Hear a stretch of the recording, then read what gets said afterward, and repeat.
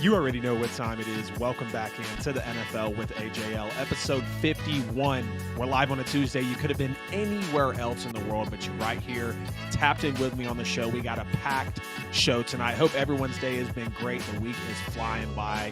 Literally the fastest year of my life in November. It's not slowing down for anybody. I'll just tell you guys that. As always, please make sure to like the stream, like the show, share wherever you may be watching, share it with someone who might love the show, loves football, just loves a podcast. We're on Facebook, YouTube, Twitter, and Twitch, so make sure to engage with us on there as we're live tonight for episode 51. Subscribe on YouTube, hit the bell so you never miss a post. As always, the QR code there in the corner of the screen will give you every bit of social media and podcast content at the NFL with AJL. Hashtag the NFL with AJL. If you can't find me, you're simply not looking hard enough. Episode 51, we got a loaded slate tonight as CJ Stroud has a historic 5-touchdown game. The Jets wanted to trade for Davante Adams at the trade deadline. The Bengals are on fire right now. They are officially back in the Super Bowl contention. Don't know if they ever really left, but they're rolling right along. The Eagles beat the Cowboys. Are the Dolphins necessarily frauds? Talking Saints, Kyler Murray, Daniel Jones, and so much more. Y'all go ahead and get in the chat, get in the comments on tonight's show as we are rolling right into it on episode 51. And let's go ahead and jump in as the Chiefs beat the Dolphins 21-14 over in Germany, despite Kansas City scoring no points in the second half of this football game.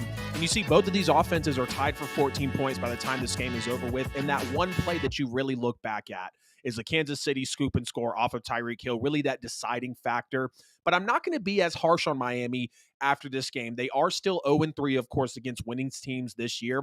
But that defense with Xavier Howard, with Jalen Ramsey, the way that they held that actual Chiefs offense to 14 points, because again, that scoop and score gave them the extra 7 to give them the 21-14 lead. But Vic Fangio, the schemes he was coming out with, knowing that Travis Kelce was not going to be the one to beat him. Travis Kelce had not had a game with this low of production, 3 catches, 14 yards in 2 years. Week 8 of 2021 was the last time Travis Kelce was not this involved in a football game. So you have to give credit to that with the Miami Dolphins, as we see a Bills team hang 48 on them. We see an Eagles team put 31 on them. We've seen teams time in and time out put points up on their head. And when they hold this Kansas City Chiefs offense to 14, 21 in total, you have to give that a testament. But we know the stats that are floating around about the Miami Dolphins right now. Teams that are currently teams that are currently over 500 that the Dolphins have played this year. They're winless, 0-3, 17 points per game, and 310 yards per game. They are also losing by an average of 16 points in these affairs. Of course, they only lose by 7 to Kansas City, so that's even a testament there. But when the Miami Dolphins play teams that are currently under 500 with a losing record, they're undefeated 6-0. They're scoring 22 more points per game, 39 compared to 17, 498. So let's just go ahead and round it up to 500 yards of total offense compared to the 310. And we've heard these stats floating around all week. They're winning by an average of 18 points to teams that are below 500, but losing by almost the same margin, 16 points to teams that are above 500. They've got losses to the Bills, losses to the Eagles, and now a loss to the Chiefs as well. And they're going to have to play those teams as they chase towards the Super Bowl, as they get towards Super Bowl 58 in Las Vegas. A lot of people talking about Miami being a Super Bowl contender. I've said it all season. I'd love to see Miami go and do it. I'd love to see Tua and Tyreek Hill and Raheem Mostert and Devon Achane and Mike McDaniel actually go the distance with this franchise. But they're going to have to play the Bills, the Eagles, the Bills, the Chiefs. If they get to the Super Bowl, they're possibly going to see the Eagles. They're possibly going to see the Niners. They're going to have to face the Ravens on the way to the playoffs, because we know that those are the heavy hitters. Those are the contenders currently in the AFC.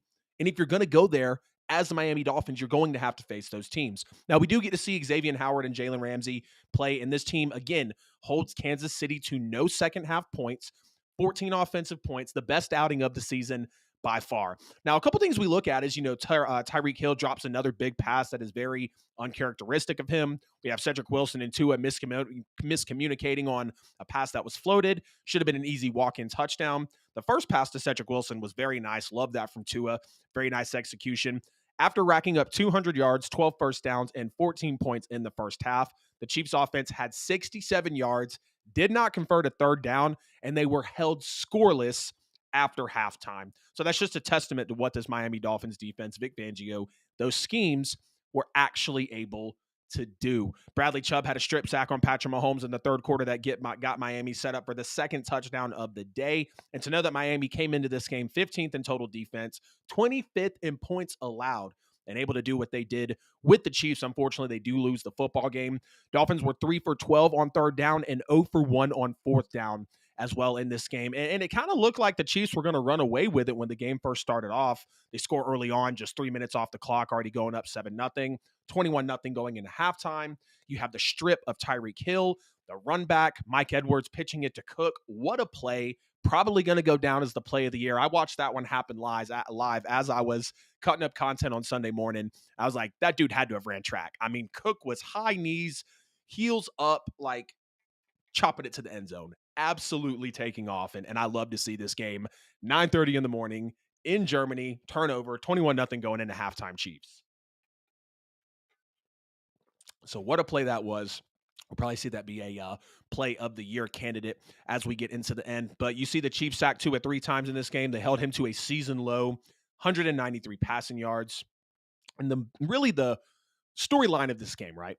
Both offenses are struggling, putting up 14 points each. The Dolphins had a botched snap on the very last play of the game. You hate to see the game end like that. You had a miscommunicated pass to Cedric Wilson. We talked about the floater that should have been the walk-in touchdown. The drop by Tyreek Hill, very uncharacteristic, and a fumble by Tyreek as well, which would be returned for the touchdown.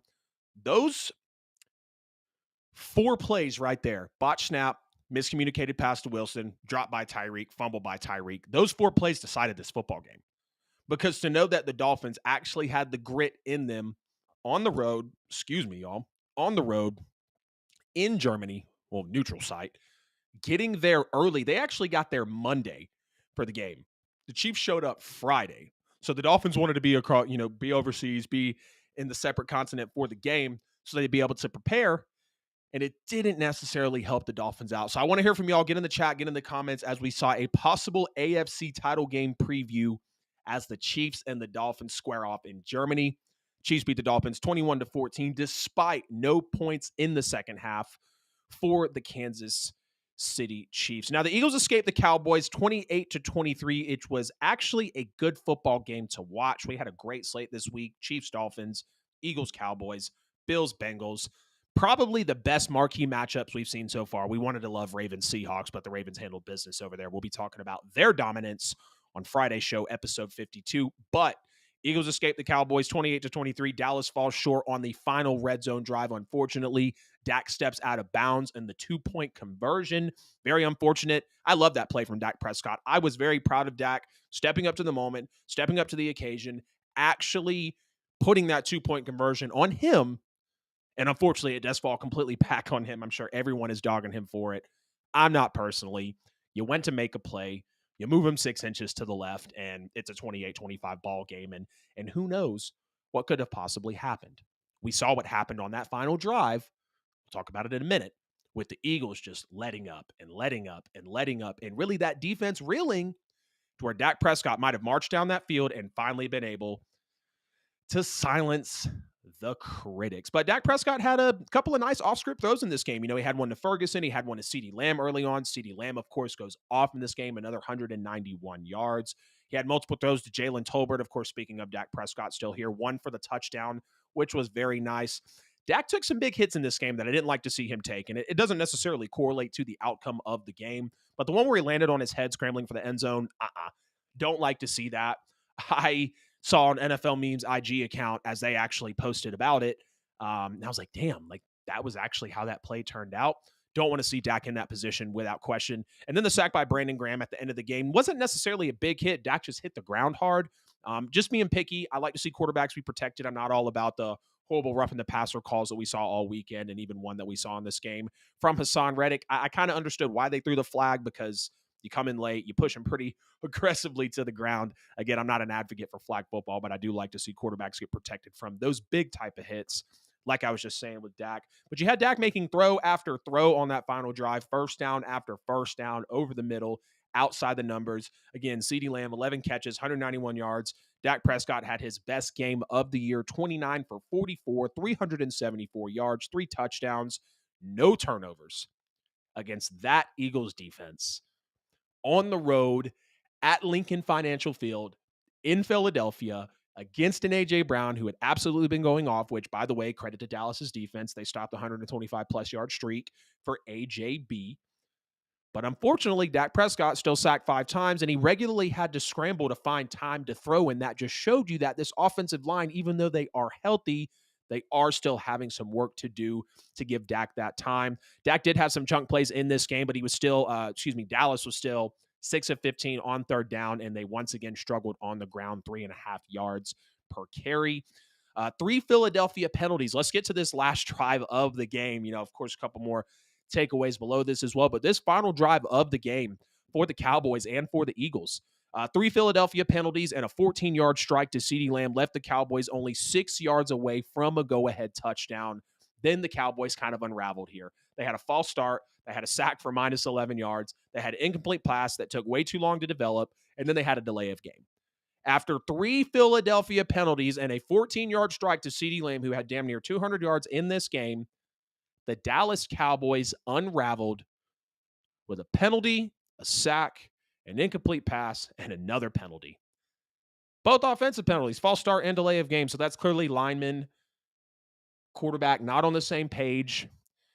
And those are the crunch time decisions that make or break you in the NFL. A lot of people were saying this game here was going to be the game that decided, possibly this was going to be the game possibly that decided the NFC East. Wesley, what's up, man? Will the Thrill Levis. Yeah, man, he is looking good, no doubt. Velez BTW, what's up? I think you might be my no joke first ever comment on Twitch. I always have people on there offering me promotion for the account. Alan, what's up, man? Good talking with you today, as always, my brother. Can't wait to see you get the podcast out there as well. But, this game came down to just inches for the Cowboys and the Eagles, literally yards short of the end zone on the final drive. Dak Prescott steps out of bounds on the 2-point conversion, and then the tackle just before the end zone, literally inches to Jake Ferguson. 2 knees were down, one was on the white line, ball was outside of the plane, so it was not a touchdown.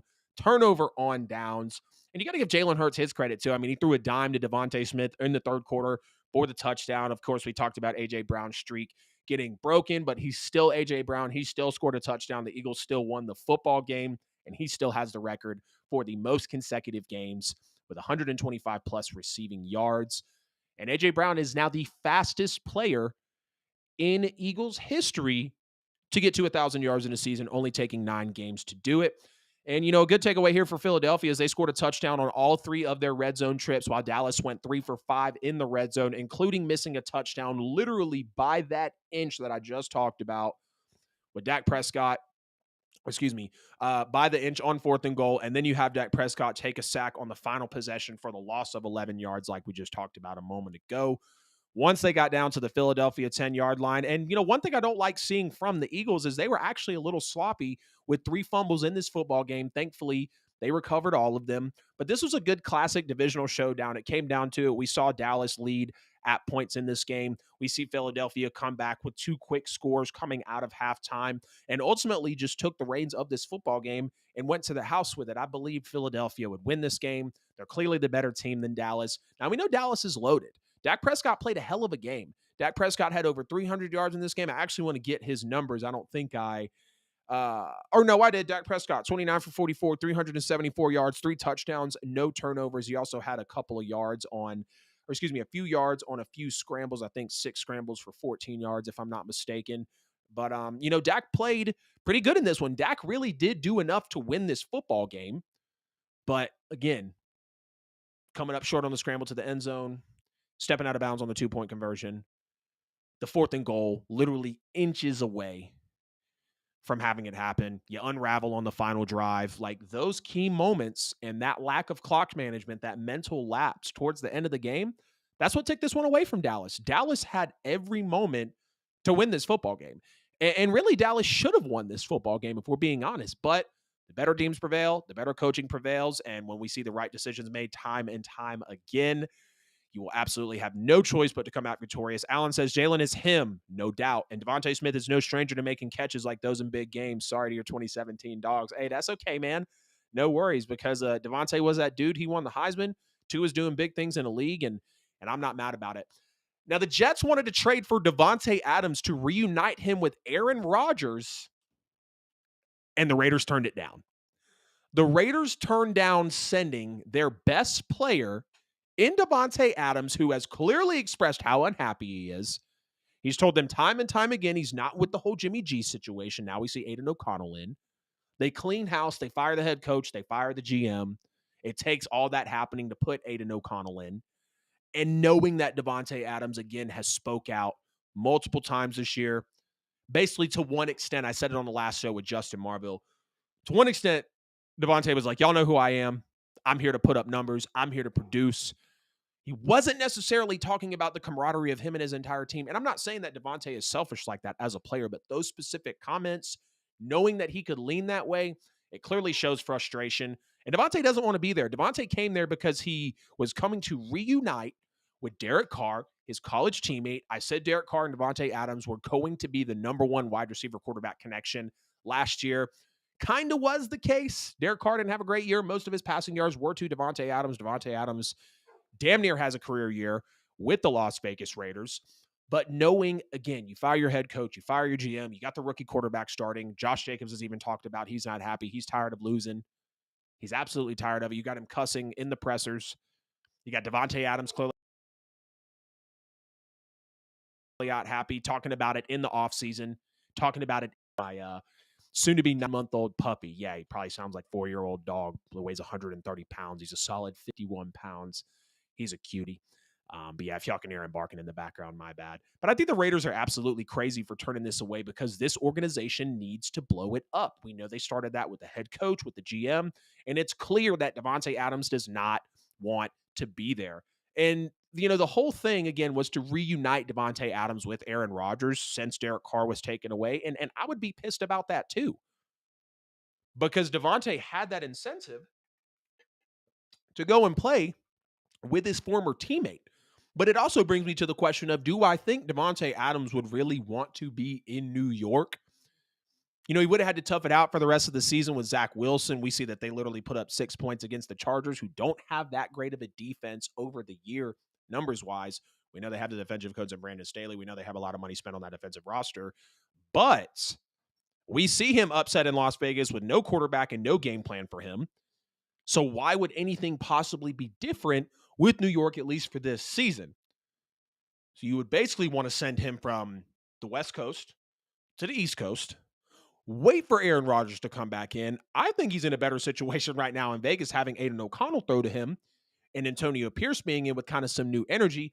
The Jets are the Jets this year. Like, the Jets are going to be what they are. The Raiders have the opportunity to, kind of turn their season around. I picked them to beat the Giants. They beat the piss out of the Giants, and I think rightfully so.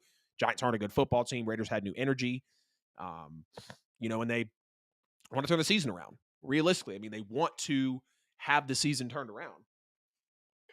And you can't knock them for that. So maybe that, is a reason why they kept Davante Adams. But I just don't understand necessarily sending Davante from one team to the next and then him still possibly be unhappy for a year. Why not just possibly trade for him next year after the Raiders, possibly are pretty bad? I don't know. If the Raiders possibly get worse next year, then you trade for him because the asking price, maybe they could sell him low. I'm not necessarily sure. Didn't Davante Adams say he was ready to run through a wall for the interim coach? Yeah, he did. He did. And that's going to be a reason, could be a reason why he stayed there as well. Davante can come play with his best buddy Carr if he wants. Yes, he absolutely can. We do have Rashid Shaheed, Michael Thomas, of course, Chris Olave, and everything as well. But the situation here was to reunite Davante Adams with Aaron Rodgers. The Jets were actually planning this all year, and they were waiting on the right time to pull the trigger. Um, I actually want to see the specifics. Um, I think the trade details emerged. I can't see where it's at. I saw an article earlier. I should have clicked on it, but the details emerged. I'm not necessarily sure what the trade should have been. I just think the Raiders are pretty absurd for not accepting this trade. I get it. You paid him a lot of money. You chose to pay Davante that money, though. Davante doesn't have a reputable quarterback for even the foreseeable future in the Las Vegas Raiders. Get him to the Jets. I'm sure Davante Adams could be with the Jets next season. I can see Davante Adams with the Chiefs next year. I don't see him being a Las Vegas Raider for much longer, really even more after this season. And I hate that Davante's stuck over there too. I mean, Davante does have that case for the best wide receiver in the NFL, at least a top two, top three receiver, top five at worst. Because we know what Davante is. Like, I say it every time I mention him. If he did not have a turf toe injury a couple years back, we're talking about Davante Adams having multiple years, all year straight outside of his rookie year with double-digit touchdowns. And that's not easy to do in this league. We adore wide receivers that can get in the end zone.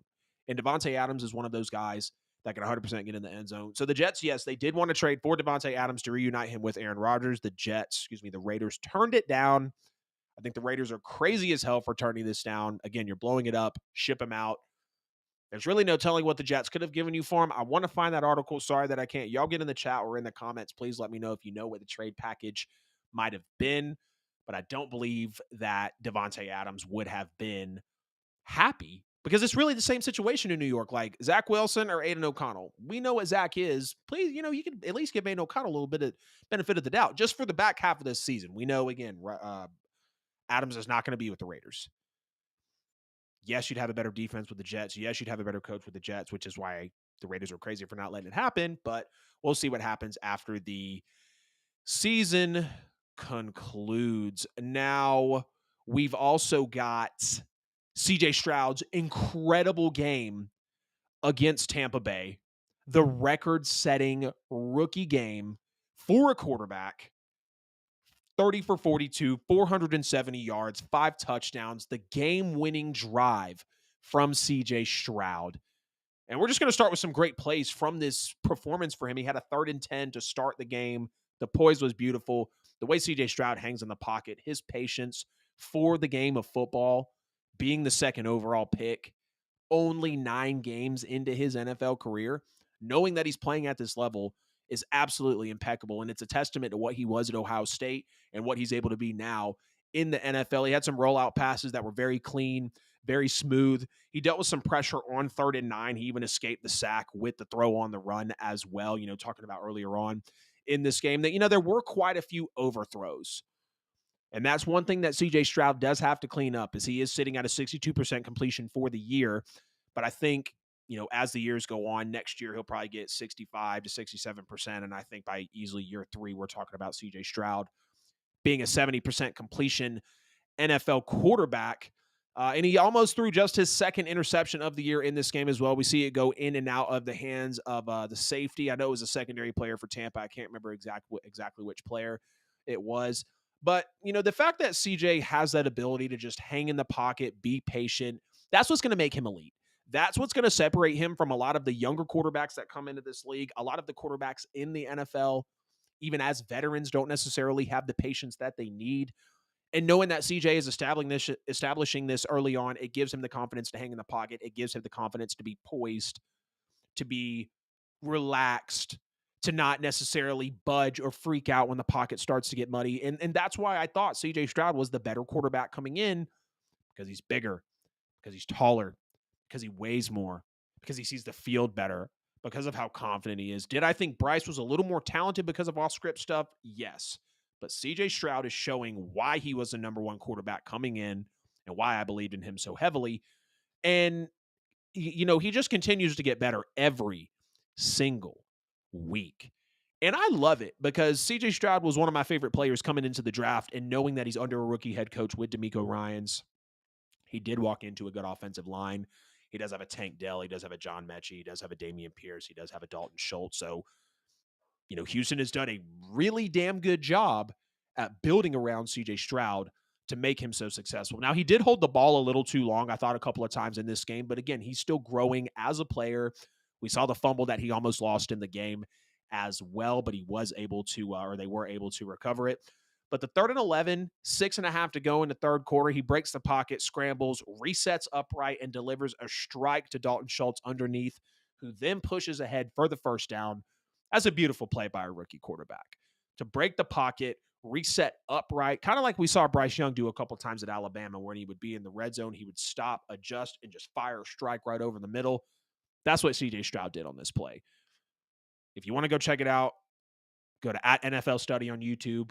They have the every snap, drop back, run, and pass that CJ Stroud was in. Look for the 3rd and 11, 6.5 minutes to go in the third quarter. What a play by CJ Stroud. The touchdown pass to Tank Dell to tie it at 23 after he burnt Carlton Davis was just perfect. The communication, the drop into the bucket for Tank Dell. I mean, CJ Stroud played that absolutely perfectly. And there's nothing that you can take away from him as he makes that play. Like that play was perfect from CJ Stroud.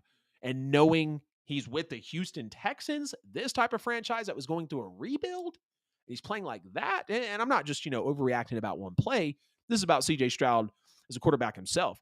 And I think what could keep him out of those top discussions, or maybe getting those rightful votes for MVP in his foreseeable future, is that he doesn't have to look flashy or make these flashy throws to make plays. Like, he is very textbook, on script, uses his entire body to get into the throw. His form is spectacular. I mean, from the feet up to the hips, the way he controls his shoulders, the follow through, the arm angles, the strength in which he throws the football. I mean, CJ Stroud is a specimen at quarterback.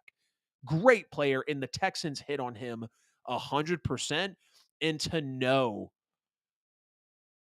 kind of like Darby says, Panthers picking the wrong quarterback. Yes, absolutely, because I would not have wanted to face CJ Stroud twice a year. We already had to face CJ Stroud early on. We already had to face CJ Stroud early on with the Texans. We're the only team that forced the interception against him. But playing him twice a year would would not be fun at all. I will say that. So shout out to the Panthers for picking Bryce Young, and Bryce Young could still emerge and be an absolute beast. I believe Bryce Young can have a successful career in the NFL, but he's going to have a top 5 offensive line, or top 10, top 12 offensive line. Let me scale it back a little bit, because he's going to need time. He's going to have some of this off script stuff, and solely because of CJ Stroud's endurance and build is why I think he'll be a more successful quarterback in this league. But again, he doesn't have to look flashy. He doesn't have to make flashy throws in order to make plays. He keeps it simple. He keeps it on script. He knows what he's doing at this point already. And he just had a day, didn't he? I mean, getting the pitch from Devin Singletary on the option run. Absolutely great play there. The deep ball on 2nd and 10 to Tank Dell with 10 seconds in the game, and then the game winner to Tank Dell. It reminds me of Kyler Murray's first start, where he forces overtime, and then I think it ends up going into a tie. Can't remember what team it was against. But to know that was in Kyler's first game, and no, this isn't a direct comparison, and it isn't CJ Stroud's first game, but to lead a game-winning drive in a shootout, the way that CJ Stroud played in this football game was just impeccable. And as soon as I saw him have the career day, 470 yards, 5 touchdowns, game-winning drive, it was an amazing. If you didn't see it, again, at NFL Study, go look up every CJ Stroud drop back, pass, and run. Most passing yards ever by a rookie in a single game. And we just got to go ahead and start having the conversation of, is CJ Stroud already the best rookie quarterback we've ever seen? Because he's by far on pace for the best rookie quarterback season we've ever seen. CJ Stroud right now is on pace for 4,800 yards, 30 touchdowns, and 2 interceptions with 62% completion. And again, he's got room to grow as a player. He was accurate in college football. Again, he'll probably jump to 65% next year, and he'll be close to 70% within another year or two after that. He'll be up there with the Burrows of the league. He'll be up there with the very accurate passers in the NFL that we know dominate this league, and CJ Stroud will be moving up that ladder soon and will be coming for utter domination in the NFL. So who had the more impressive rookie season? CJ Stroud, who's halfway through. Yes, I'm making this comparison, or Justin Herbert's rookie season, because we know that Justin Herbert has arguably the best rookie season ever. Over 30 touchdowns, 10 interceptions, 4,300 plus yards in his rookie year. We know the record wasn't great. We know it didn't result in any playoff traction, but I got to go with CJ Stroud. He came into a rookie defensive minded head coach. Now, while Justin Herbert did come into Anthony Lynn, we know Anthony Lynn was on his way out. So maybe you can say Justin Herbert had a little bit of the slight. He was a later pick than CJ Stroud. Of course, CJ Stroud goes second overall. But CJ entered a rebuilding franchise. The Chargers were not rebuilding at that time. Yes, they had to draft their quarterback, but they were already set with the roster. They already had a Bosa and an Eckler and a Mike Williams and a Keenan Allen and a Derwin James and a Linval Joseph. Like, they already had all those people. The Texans, outside of Will Anderson, show me their big-time defensive player. And I know Texans fan probably going to jump in at me on the comments, but just like I said earlier in the show, Brandon Staley, defensive-minded coach, one of the most expensive defensive rosters in the NFL, Khalil Mack, Derwin James, Joey Bosa. We know all the names that are there. CJ Stroud doesn't have that behind him. Now, they do have comparable offensive lines, but CJ Stroud walked into less elite weapons. Justin Herbert walked into an Austin Eckler. Justin Herbert walked into a Keenan Allen, a Mike Williams that was emerging. More weapons were at Justin Herbert's disposal. More established weapons that were proven in the NFL were at Justin Herbert's disposal than CJ Stroud, because he's throwing to a rookie Tank Dell and basically a rookie John Mechie. And we know there's Robert Woods. And we know that there's Nico Collins, Noah Brown. He had over three receivers in this game with over 100 yards.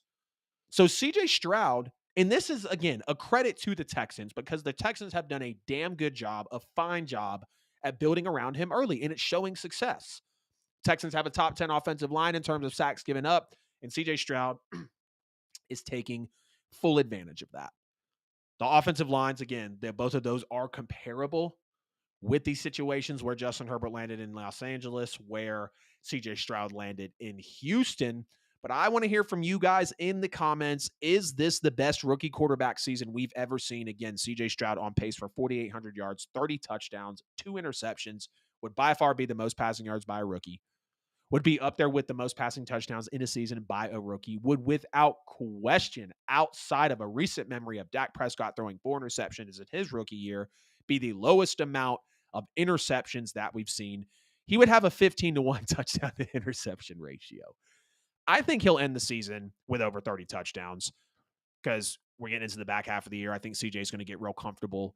He's just going to get more comfortable as the season goes on. He'll probably end around 64% completion on the year, but I think he'll throw no more than 6 interceptions this year, because he's got just 1 right now. I know he almost threw the second one. He's on pace to throw only 2. I think he'll have a game or 2 to where he can possibly, throw an interception or 2. And I'm not wishing that on CJ Stroud, but we take a look at the rest of the schedule. He's got the Bengals next. We know about that defense. Cardinals after that at home. Jags at home. Broncos at home. Jets on the road. Titans on the road. Browns at home. Titans at home again. And then Colts on the road. So the only games that really concern me are Bengals, Jaguars, and probably the Jets, and of course the Browns as well. So he's got 4 pretty solid defenses to still go up against. If the Titans defense comes back around, which it very well could, we know they have players to support my claim there. If the Broncos can possibly turn it around, we just see them hold the Chiefs to 9 points just a couple of weeks back in their victory. So he's going to have his work cut out for him. But I really do believe that CJ Stroud will finish with an amazing season. It will go down as the best rookie quarterback season of all time. Let's see what Will Levis does before Rookie of the Year picks. Note that Levis is just now starting. I think that's going to eliminate Will Levis from Rookie of the Year, unless Will Levis absolutely just erupts, which I'm not saying that he can't. But it's kind of like with Devon Achane with the Dolphins. The Dolphins haven't seen Devon Achane in a month. Devon Achane had 6 touchdowns in 4 games. So he could have been in that Rookie of the Year conversation, but when you miss games, when a guy like CJ plays the whole year, when a guy like Bryce plays the whole year, when a guy like JSN plays the whole year, or most of the year, I think JSN dealt with some injuries. It can possibly knock you out of that Rookie of the Year. It might seem like I'm being biased, but Levis is doing this with a crap O line. Let's let's check that, Wes. I usually go by sacks given up by team. I know that's not always necessarily a testament to that. We can look at pressure, success rate, win rate. Let's see. Yeah, the Titans have the 5th worst O-line in the NFL in terms of sacks given up. They've given up 29 sacks on the year. God bless. The New York Giants have given up 49 sacks on the year. Washington Commanders 44. Then you have the Jets at 32, Bears at 30, Titans at 29. I love seeing the Falcons and the Broncos up there with some of the worst O-lines in the league. Thankfully, the Saints haven't given up a sack. We've given up 2 sacks in the last 3 games, so I'm grateful about that, but we'll save that for the Saints talk later. Y'all get in the comments and in the chat. Let me know, will CJ Stroud, again, end up having the best rookie quarterback season we've ever seen?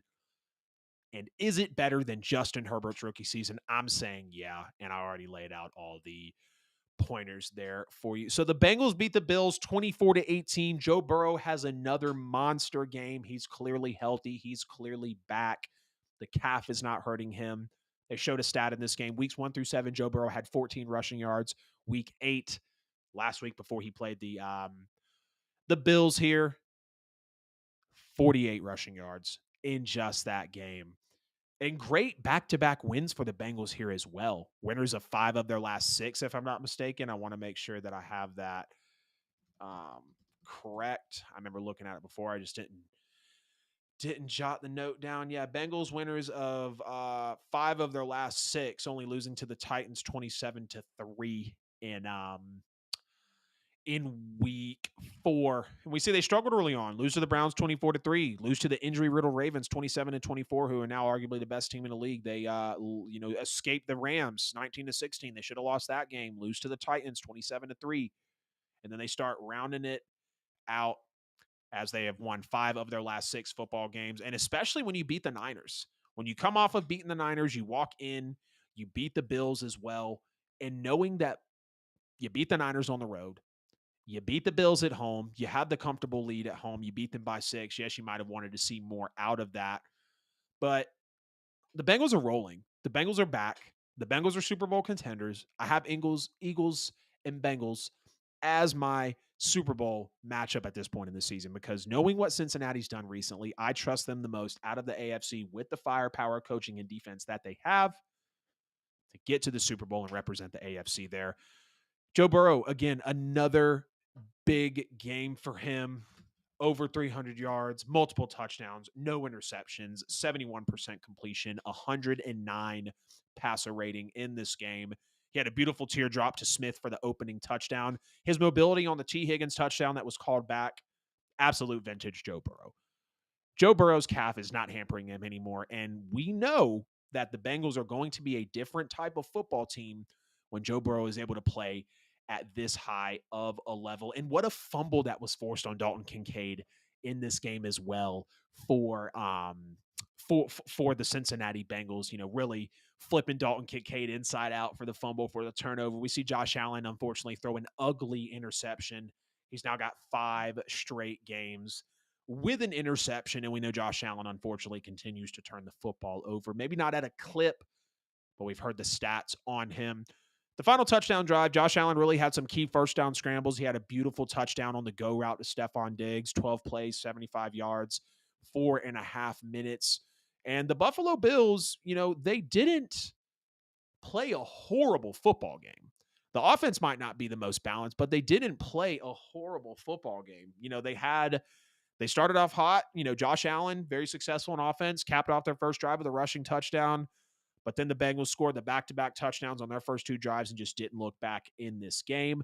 And it kind of felt like the offense and defense switched places for this. The offense struggled for the Bills and the defense really locked it down for the most part. We do see Terrell Bernard go out, the linebacker for Buffalo, so it's just more injuries that keep piling up for the Buffalo Bills. And we know that's why they had to go and get Rasul Douglas. Rasul Douglas was a great addition for them. But the struggles on offense, was really a game plan that wasn't balanced at all. Again, offense not being too balanced. In the second half, Buffalo finally let Josh Allen get a little more loose with his legs, but it was a little too late. James Cook, 6 carries. Latavius Murray, 2 more. The Bills trailed for basically the whole game And Josh Allen dropped back 38 times officially, had 8 carries, too, most of which would have been passing plays off the rip. But the time of possession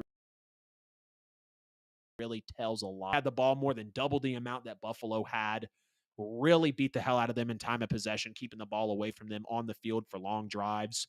In the end, Cincinnati had the ball for 36 minutes and 38 seconds as compared to Buffalo's 23 minutes and 22 seconds. So not exactly 2.5 times of possession, but they did beat them up pretty rough. At the end of the first half, Cincinnati had the ball more than double the amount that Buffalo did. And now Buffalo's at 5-4.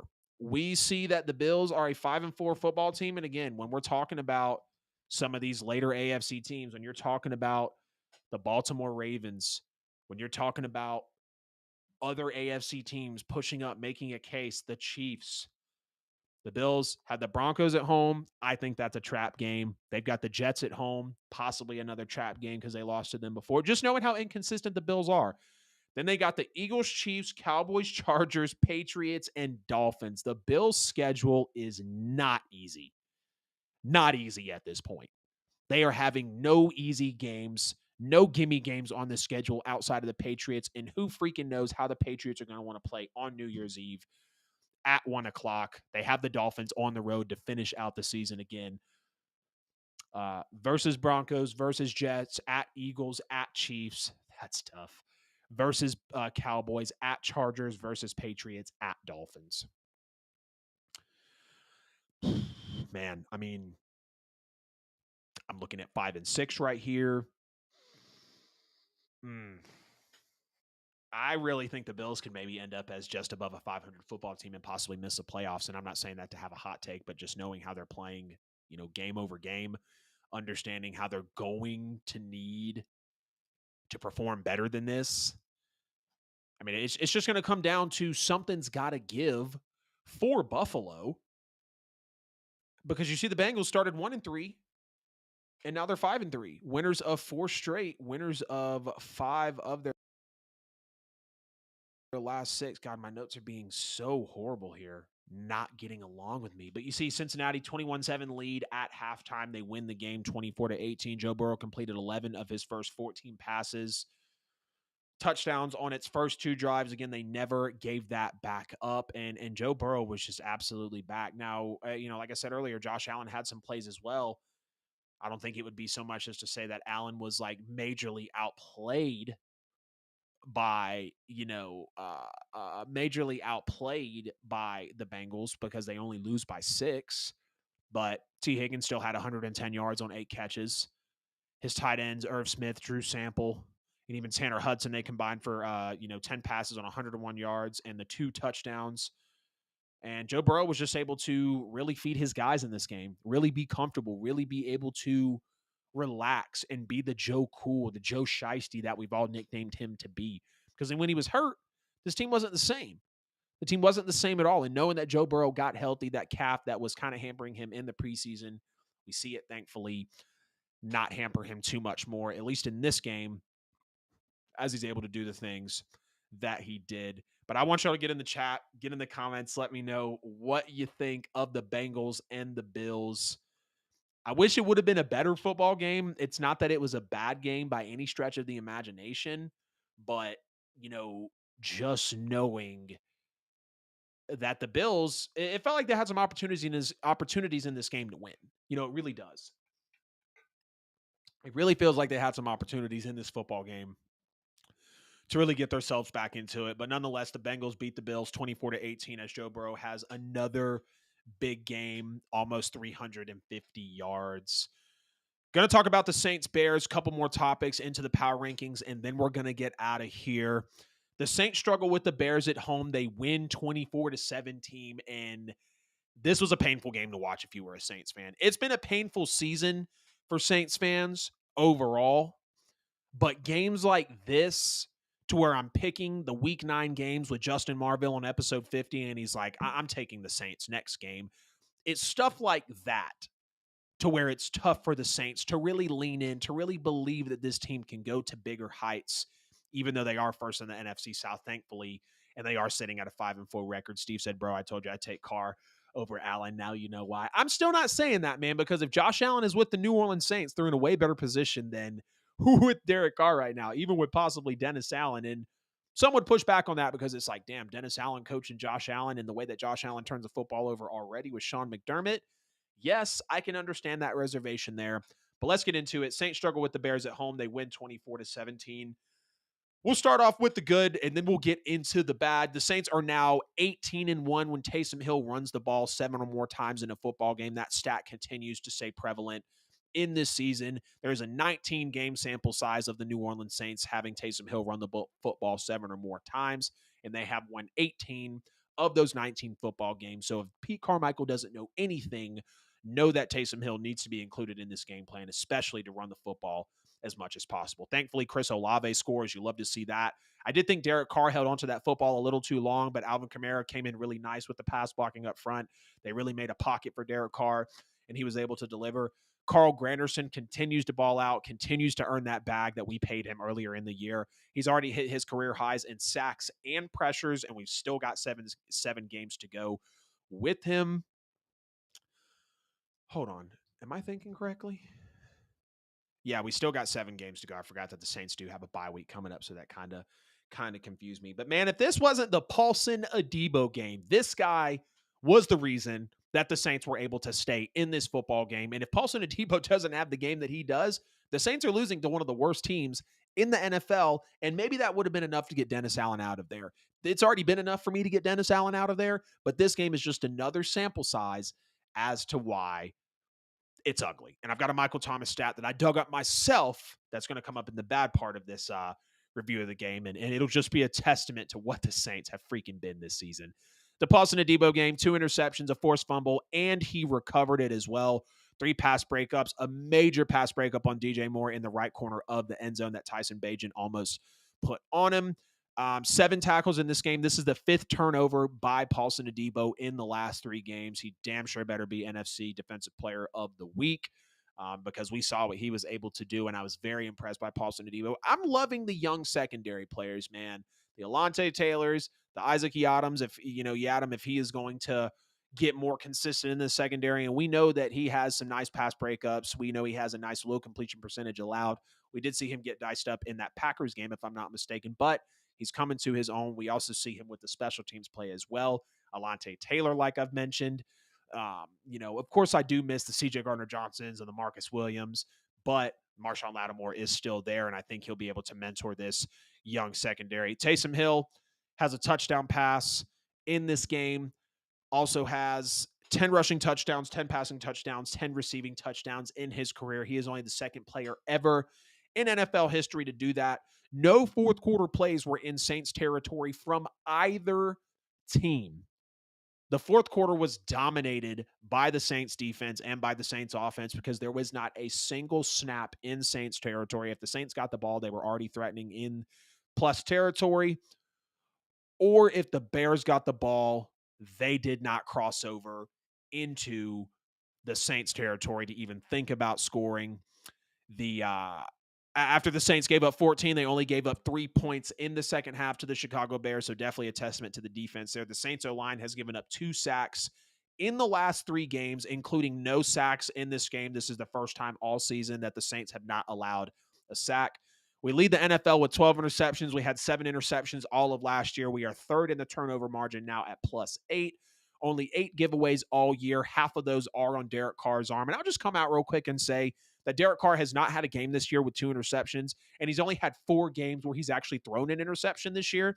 It's just very untimely when he does. I was sitting up in the stands on Thursday Night Football when he threw the pick 6 to the Jaguars. I was sitting over at Taco Mac in week 1 over here in Peachtree City, Georgia, when he threw the interception in the Titans game. It's only been 2 other games outside of that Derek Carr has thrown a pick. They're just very untimely, and we as fans aren't necessarily bought all the way in on Derek Carr. So when those things do happen, we're going to let you know as the Who Dat Nation. But now let's get into some of the bad parts about this game.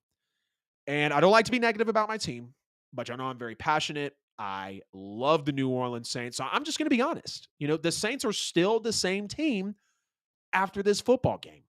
Playing down to the competition, wasn't impressed with the Patriots when you did what you were supposed to do. a little impressed with the Colts win. And now you're scraping it up against Tyson Bagent, who had an irritated knee in this game, dices you up with scrambling yards. Tyson Bagent made us look miserable with his mobility at certain points in this game. And the Saints just continue to struggle with not only rookie quarterbacks, but mobile quarterbacks as that. And if it's a rookie mobile quarterback, I mean, Lord, we saw what Jalen Hurts did to us. And, a couple seasons ago against the Eagles. He's done it to us time and time again. He loves dicing the Saints up because he knows that the Saints are susceptible to it. And I want to know, where the hell was the QB spy? Where is that linebacker or that secondary or defensive player that's watching the quarterback? As soon as he breaks contained, you got to go. You got to go get him. Because Tyson Bagent had 10 carries for 60 yards in the first half. Now, thankfully, we do limit him a ton in the second half, not even a fraction of what he had in the first half. The Saints were +5 in the turnover margin and only scored 10 points off turnovers. You take the ball away, you steal 5 possessions from the team, and you basically account for a safety. Yes, I'm being a jackass here. Every time you get the football. Against the Chicago Bears, that kind of stuff can't happen. And that's why I say that this Saints team is still the same team. Because we have Dennis Allen still being Dennis Allen, accepting a damn holding call to make it 3rd and 12 instead of a 4th and 2. Would you know that drive ended in a touchdown? Dennis Allen continues to be Dennis Allen, the lieutenant, and make these boneheaded decisions. I mean, what the hell is this Derek Carr QB sneak on 4th down? Instead of going for the field goal to make it a 2-score game, or for Christ's sake, putting the ball in Taysom Hill's hands. No, we're going to get little Derek Carr to just stuff it up the middle. I mean, are you serious? And from that point, us as fans have to be even more on the edge of our seat because our head coach doesn't want to be confident. Let me just keep it here. We got to let Blake Grupe go. We have to let him go. Blake Grupe, 78% on the year. Will Lutz is 10% higher. The guy that we cut to move on to this rookie, almost 10% higher than Blake Grupe on field goal kicks. We can't count on Blake Grupe to hit a big kick. Isn't that why we got rid of Will Lutz? Because he was hurt and he couldn't hit big kicks? Because you need to have your kicker hit these types of plays for you in the game when you need it. And you're not only doinking it, but when you finally decide to kick it after the fourth quarter, after the Derek Carr fourth down QB sneak, then you decide to miss it. I don't get it. I think I misspoke there about Grupe kicking the ball after the QB sneak, but I don't get it. I don't get it at all. And would you know that Dennis Allen says, it's not the plan to bring in kickers. No, not right now. I mean, what? Why? Blake Grupe is not it. I get it. A rookie. He tried out. We brought him in, but he's not the guy. He's basically missing 1 out of every 4 kicks, 1 out of every 5 kicks at this point. It's hard to win in this league. You're barely a team that scrapes up your offense when you need to in big games. You got to have your kicker hit the kicks. It's that simple. Go try kickers out. Go try out 5 of them. Have multiple kickers for different situations. If you don't want to cut Grupe because maybe you're attached, I don't know.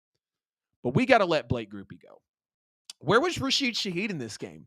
I mean, are we just going to not act like he had 3 for 153 in a tub in the last game? Yeah, the Bears probably caught on to the fact that he was dicing them up. And yes, the Saints were throwing on 5 or 6 different corners that were covering Shaheed in that game. The Colts tried out a lot of different corners in that game once Rashid busted the guy, I think, for the second big deep ball in that game. But where was Rashid Shaheed? I mean, are we just going to use him on deep throws? Do we not have any sort of creativity for him? Michael Thomas had no catches, no yards, and 1 target. And he was double teamed in the red zone a lot. But y'all, I dug this stat up today, and this here encapsulates Pete Carmichael as a play caller, and not necessarily the entire New Orleans Saints season, but what the offense is. Only 1 time has Michael Thomas had no catches in any game that he started in his NFL career, any game that he's played in in his NFL career has he had no catches. It was the Tampa Bay playoff loss, Drew Brees' final game in the Dome, the year that Tampa won the Super Bowl, and Drew Brees threw three interceptions. Michael Thomas had 4 targets in that game, but no catches. The Saints lose 30-20. That is the one and only time Michael Thomas has had 0 catches in an NFL game in his career. The second time was on Sunday against the Chicago Bears. Michael Thomas has also never had a game with 1 target ever in his NFL career. Sunday was the first time that happened. Just let that one sink in, Michael Thomas and Saints fans. Pete Carmichael made history with Michael Thomas's production in a negative way. He had never had a game with 1 target only. It happened on Sunday. He had had 1 game in his whole career, not even in the regular season, against a smash-mouth Tampa Bay defense that was forcing turnovers at a clip in that postseason en route to the Super Bowl in the COVID season. 4 turnovers that they forced in that game. A Jared Cook fumbled, 3 interception. I might be forgetting 1. That was the one and only time, even with all the injury-riddled years of Michael Thomas, playing 3 games, 10 games in 3 years, his rookie year, never had no catches outside of that Tampa Bay playoff loss. And he never had a game with 1 target. So congratulations, Pete Carmichael. We won the football game, but I checked Michael Thomas's game logs. He's only been in the league for a few years. Yes, we know that he's 30 years old. He's coming up on it. But that was embarrassing to figure out. To actually know that happened is unacceptable. Alvin Kamara only played 49% of the snaps on Sunday, the 11th lowest total in his career, barring games with injury, of course. The Saints won by 7 against the Bears. In the previous 10 games where Alvin Kamara played less than 49% of the snaps, New Orleans won by an average of 25 points. In the last 10 games where Alvin Kamara played less than 49% of the snaps, New Orleans won by an average of almost 4 touchdowns, 25 points. So like I said, the Saints do beat the Bears 24-17. They struggle. They pull it out with 5 turnovers. They get the W. They're first in the NFC South. They're now sitting at 5-4. The Falcons lost. The Bucks lost, thankfully. The Panthers lost, so it was just a way for the Saints to get up in the division standings. I don't necessarily like where we're at right now, but we could be in a worse spot. I will say that. I think we're going to be viable for a playoff spot. I'll be at the Saints-Falcons game in a couple weeks in Atlanta. The Saints are going to turn right around and play the Falcons in the final game of the season in New Orleans. The NFL knew exactly what they were doing with that game there. So it's going to be interesting to see how everything plays out, no doubt about it. Sorry, Steve, I'm just now seeing all your comments. Take the Saints over Minnesota. Yeah, I will too. Justin Jefferson is doubtful in that game. Hill is a heck of a player. No question about it. Second NFL player ever with 10 rushing, 10 passing, and 10 receiving touchdowns in his career. Real question is, are the Saints winning the Super Bowl? Duh. You already know the Saints are winning the Super Bowl. Don't come after me with that. Tyson is a heck of a runner. Maybe give the rookie a little more time. Kamara's been really great. The Saints schedule is looking really good. I want to check up on our schedule, actually, because I know we got the Vikings. Jettas is doubtful there. We're going to have the bye week. We got the Falcons. I'm nervous about the Lions game, but then we got the Panthers. We got the Giants, the Rams, the Bucks, and the Falcons again. So really after the Vikings game, like we're going to get Josh Dobbs, Taylor Heineke, Jared Goff, Bryce Young, Tommy DeVito, or whoever the Giants decide to sign. We're going to talk about Daniel Jones tearing his ACL and who they should possibly sign. Matt Stafford, if he's healthy, Baker Mayfield, Taylor Heineke again. So the Saints don't face a reputable quarterback outside of Jared Goff for the rest of the year in the final 8 games. The back half of the schedule's here. Saints got to tighten up. I still have them as a 12-win football team in this season. We'll just have to see how it plays out. That means that they can only lose 1 more potential game in order to get to that predicted record. Steve, Ryan, everybody that's live with me here on the show, I appreciate y'all. Love y'all for jumping in. Daniel Jones tears his ACL. He is out for the season. Hate to hear this for Daniel Jones. We know that he just had the contract year, 4 years, $160 million, paying him $40 million a year. I didn't agree with the money. I didn't necessarily believe that Daniel Jones was worth that price tag. Now, yes, he was that, very improved player. We saw what Brian Daboll did under him, having him with the 700 rushing yards. But I never thought that Daniel Jones was it. From when the Giants drafted him to even him and Brian Daboll connecting, him having his best year, 15 touchdowns. Like, I wasn't about all that. And I'm not just going to camp on the stats. I've seen a good bit of Daniel Jones football to know that he's not it. And the Giants know that he's not it. But I hate to hear that Daniel Jones does tear his ACL. So who should the Giants pursue at quarterback? There's Nick Foles. There's Carson Wentz. There's Joe Flacco. And there's Matt Ryan. Those are the really only reputable names that you've got out here. You could go for Teddy Bridgewater. Pretty sure he's still over there with the Lions, but like most of these quarterbacks are, tied up. You could go for Jameis Winston because Tommy DeVito's not going to be it. And the Giants give up the most sacks in the NFL all year. Again, the Giants have given up 49 sacks in the NFL through the first 9 weeks. They're on pace to give up almost 100 sacks on the year. And that's embarrassing. We saw Daniel Jones struggle with the neck injuries, and unfortunately, it comes down to him getting hurt. And I hate that. Daniel Jones doesn't deserve that. He deserves a better offensive line. We see Darren Waller struggle to stay healthy. We've seen even Saquon Barkley struggle to stay healthy a little bit. Not too much here to say about Daniel Jones tearing the ACL, being out for the season, but the Giants really only have a chance at Nick Foles, Carson Wentz, Joe Flacco. Go get Matt Ryan out of the booth, because who else is there? There's nobody else out there that the Giants are actually going to be able to grab, but they're a 2-7 football team. They just got their asses handed to them by the Las Vegas Raiders, who don't even have an actual head coach right now. I've seen a mock draft of the Giants trading up to number 1 and taking Caleb Williams. I think that's a very viable pick. The Giants should be in the market to take a quarterback this year. I understand that Daniel Jones is what he is. I understand that Daniel Jones now has money committed to him. I understand that Daniel Jones is now supposed to be your QB1. But now he's got the ACL injury. And I never thought that Daniel Jones, and I'd like to believe that the fans think as well, that Daniel Jones is not that guy. Got respect for him. He's in the NFL. He makes the show frequently.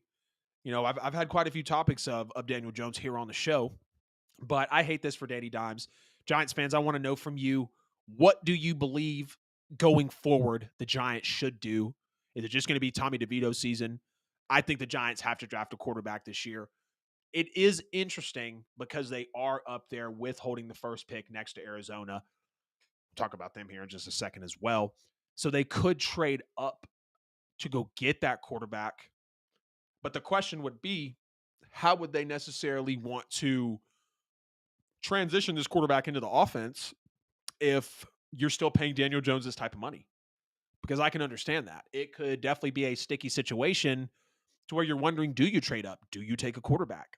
I think the question is easy to answer. It's a resounding yes.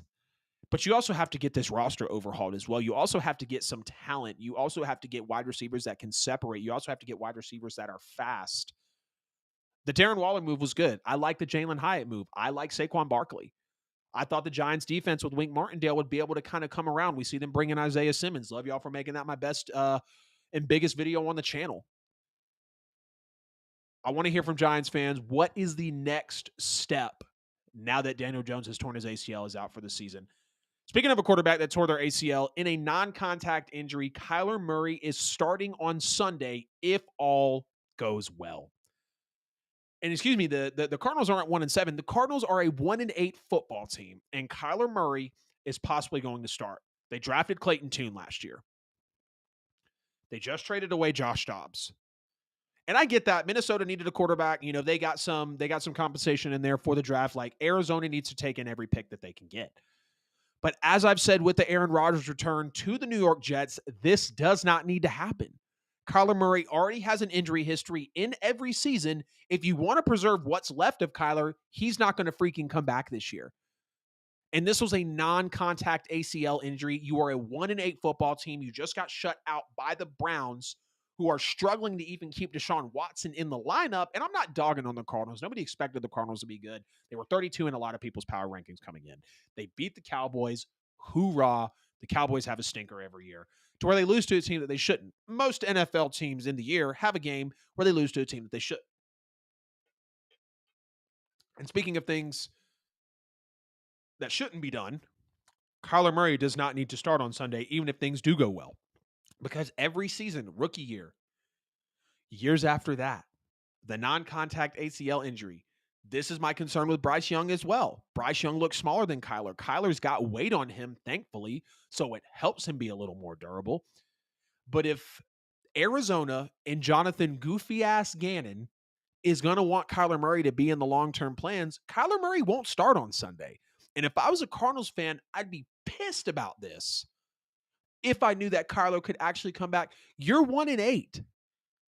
Doesn't mean that you have to take Caleb Williams at number 1. Doesn't mean that you have to look into trading down to get picks and go get Bo Nix or something, because I believe Kyler can still be a very successful quarterback. You also just paid him fat money as well. So I'd like to think that Jonathan Gannon would at least get a little bit of time with Kyler. And if he is, Kyler does not need to start. If they don't care, if they're looking to make Kyler look sweet so they can trade him in the offseason and really go all in on that rebuild, then so be it. But they weren't sellers at the trade deadline. Of course, Isaiah Simmons went to the Giants at this point in the season. Or, right at the beginning of September before the season started. But I don't understand this. I don't understand the whole Aaron Rodgers trust possibly trying to come back. Cam Akers just tore his Achilles and is out for the year. The same Cam Akers that rushed back with a young 22, 23-year-old body, yeah, he's out for the year. Kyler Murray tore his ACL about 11 months ago. Your team's in the gutter, bro. You're probably already statistically eliminated from the playoffs. Why risk it? I understand the urge to come back, the love of the game, the fight inside you as a player. I love Kyler. If y'all watch the show, if you followed me for a while, if you know me personally, you know I like Kyler Murray as a quarterback. I've loved him at Oklahoma. I've loved him since his rookie year. I was hoping he won the MVP in the year that he did. And I am one of the few people that still thinks Kyler Murray can be elite at his peak, and he's shown that he can be elite. But the only way he's going to keep that type of status is if he does not play this year. And again, I'm kind of appalled that this is actually a conversation with a 1-8 football team. Like, if you have Clayton Tune, you just drafted Clayton Tune. Yeah, I get it. It looked rough. The Cardinals had 70 yards of offense in this past week's game against the Browns with Deshaun Watson that hadn't played in a couple weeks. We know the Browns defense is legendary. We know all about what that Browns defense presents. So maybe it's a little bit of recency bias or FOMO possibly for the Cardinals, but there is no damn reason that Kyler Murray needs to be playing on Sunday. Again, you don't have to draft a quarterback at number 1 overall. Trade out of it. I believe you're fine with Kyler. Just get the man an offensive line. Get him some actual reputable weapons. I enjoyed DeAndre Hopkins when he was there, but that was short-lived. Maybe you have the guy in the building in Jonathan Goofy-ass Gannon. Not necessarily sure. But I believe you've got the quarterback in the building to be as successful as you'd like to be, because I believe Kyler has the traits to win the big games. He showed me at times. But your best ability is availability, and that is why Kyler Murray should not be playing in this football game on Sunday. Going to read a few more comments. No comments here, so we're going to go ahead and jump right into the Week 10 NFL Power Rankings here on the NFL with AJL. The top 4 teams stayed the same. Philadelphia wins close to the Cowboys at home, so they retain their 1 spot. Baltimore blew out the Seahawks, so they retain their 2 spot. Jacksonville and Detroit at the 3 and 4 spot, respectfully. Both have had bye weeks. Cincinnati's going to jump up to that 5 spot there as they win to they beat the Bills at home. Kansas City will also jump up as well as they win to Miami, they beat Miami in Germany. I had Kansas City and San Francisco, lower on this list. I also had Miami lower on this list as well. But rounding out that top 5 is Philadelphia, Baltimore, Jacksonville, Detroit, and Cincinnati. Kansas City coming in at the 6th spot. Again, they beat Miami over in Germany in a pretty solid football game. I've got the Buffalo Bills at the 7th spot. I'm kind of flopping back and forth in here between notes. Make sure I've got my points on why these teams are in the spots that they're in. They lose to the Bengals on the road. Didn't necessarily want to drop them too much. They were number 5 last week. Now they do drop to number 7, but I do believe that Cincinnati, Kansas City, Detroit, all these teams above them do have a great chance at beating them. I do have them above Miami because they do absolutely obliterate Miami at that one game, at the game that they played earlier in the season, 48-20. I've got Dallas jumping in at the 8th spot as well. They lose to the Eagles on the road. They played a solid game on the road to the Eagles, but they're still going to stay here at the number 8 spot of the power ranking. San Francisco had a bye, so respectfully, they stay at number 9. Number 10, the Miami Dolphins. They lose to the Chiefs in Germany, so they'll just kind of stay where they're at. My bottom 5 here did have a shakeup in it. I kept Miami where they're at because I do believe they're better than the Chargers, the Seahawks, the Vikings, the Texans, and the Pittsburgh Steelers. And I think a lot of you would agree with me as well. Now, Seattle, of course, does get blown out by the Ravens, so they're going to fall there to the 11 spot. Minnesota beats the Falcons on the road with Josh Dobbs. That's fresh off the plane and probably doesn't even know a quarter of the playbook. What an embarrassing loss for the Falcons. I went off this week in picks, by the way. 1 game lost. I thought the Bucs were going to win. They end up losing because CJ Stroud had a historic game. I was 12-1 on the week with picks. Major bounce back from the last couple of weeks. That brought me down to about 61, 62%. Being correct on my picks, I was at about a 66% clip, so that was nice to see and bounce back. The Chargers blew out the Jets on the road, so of course they're going to stay there, or they're going to be there at the 11 spot. Seattle, with them getting blown out, they're going to be at that 12 spot. Again, Minnesota playing a solid football game and beating the Falcons. The Houston Texans, for the first time in the season, are in the NFL with AJL power rankings going into week 10. They have a big game against the Tampa Bay Buccaneers. They knocked the Tampa Bay Buccaneers out of the power rankings here. Tampa Bay was at number 14 last week going into week 9. Tampa Bay, of course, did lose that shootout to the Texans behind CJ Stroud's 5 touchdowns in the historic game. And after you play a game like that, I do genuinely believe that the Houston Texans are the 14th best team in the league. The Pittsburgh Steelers will be there at the 15th spot and stay put. That was a quick rundown of the power rankings there. So from the 15 to 1, Steelers 15, Texans 14, Vikings 13, Seahawks 12, Chargers 11, Dolphins 10, Niners 9. Dallas 8, Buffalo 7, Kansas City 6. The Bengals are 5th. The Lions are 4th. The Jaguars are 3rd. The Ravens are 2nd. And the Philadelphia Eagles are continuing to hold it down as the best team in the NFL. That was episode 51 of the NFL with AJL. I appreciate the hell out of everybody jumping into tonight's show. You could have been anywhere else in the world, but you were right here with me, tapped in live on the show on Facebook, YouTube, Twitter, and Twitch. I hope you guys are able to like the stream, like the show, share the stream and show with somebody that you think would enjoy it. If I talked about their favorite team, if they're just looking for a good, high-energy, analytical sports podcast, you already know that I'm the destination for them. Please and thank you. If you had a chance, please make sure that you drop a super chat or a super thanks right there on YouTube. You can donate directly to me, directly to the cause, directly to the show, the YouTube channel. No donation is too big, and no donation, of course, is too small whatsoever. Please make sure to subscribe on YouTube, hit the bell on YouTube so you never miss a post. The QR code there will give you every bit of social media and podcast content at the NFL with AJL, hashtag the NFL with AJL. If you can't find me, you're simply not looking hard enough. I hope y'all appreciated this show. Episode 52 will be out on Friday, as we will be talking about the dominance of the Ravens, picking week 10 of the NFL. Can't even believe it. And we'll have some storylines from the league as well. As always, I love you. I need you. And I will